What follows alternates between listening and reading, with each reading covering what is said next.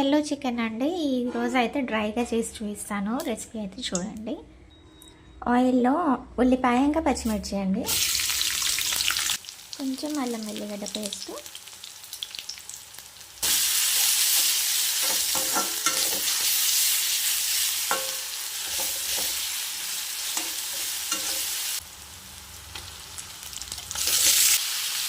ఉప్పు. Yellow chicken కాబట్టి పసుపు ఎక్కువ వేసుకోవాలండి.